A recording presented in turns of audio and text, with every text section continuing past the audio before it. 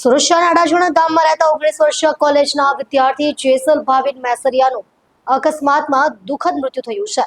આ ઘટનાએ સમગ્ર વિસ્તારમાં શોકની લાગણી પ્રસરી છે। મળતી માહિતી મુજબ ગઈકાલે જેસલ પોતાની કોલેજમાંથી ઘરે પરત ફરી રહ્યો હતો ત્યારે રસ્તામાં તેની બાઇક ડિવાઈડર સાથે અથડાઈ હતી, જેના કારણે ગંભીર રીતે ઘાયલ થયો હતો।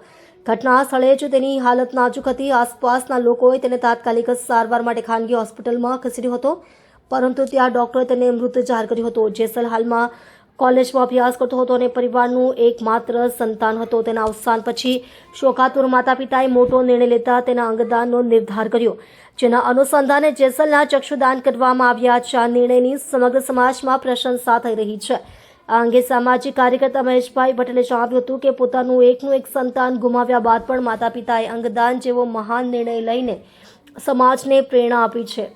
આ ખરેખર એક સ્તુત્ય કાર્ય છે। જેસલનું આ માનવતાનું ઋણ લાંબા સમય સુધી યાદ રાખવામાં આવશે। મહેશ છોટુભાઈ પટેલ, સામાજિક કાર્યકર્તા, રહેવાનું અડાજણ ગામ। ઘટના એવી થઈ હતી કે કોલેજના ફંક્શનમાંથી દીકરો ઘર તરફ આવી રહ્યો હતો તો બાઇક સ્લીપ મારી ગઈ સરદાર બ્રિજ પર, અને ડિવાઈડર જે છે જે પથ્થરના બનાવેલા આવે છે, ખરેખર ફાઈબર ન હોવા જોઈએ, તેના કારણે બાળકનું મૃત્યુ થયું છે।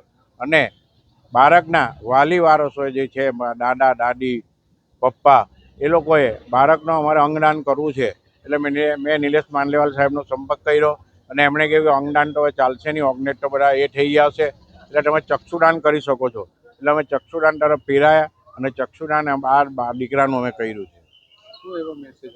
સમાજને એ મેસેજ આપવા માંગુ છું કે જ્યારે 19 વર્ષનો એકનો એક દીકરો ગુમાવ્યા પછી જે મા બાપો અને જે દાદા દાદી એમ કહેતા હોય કે મારા દીકરાનું અંગદાન કરવું છે, મારા દીકરાનું જે બી અંગ છે એનાથી હું બીજાને જોઈને એને સંતોષ માનીશ, કોઈને બી એની આંખ લાગશે તો એમ માનીશ કે મારા દીકરાની આંખ છે, તો એનાથી લોકોને અંધાપો દૂર થશે।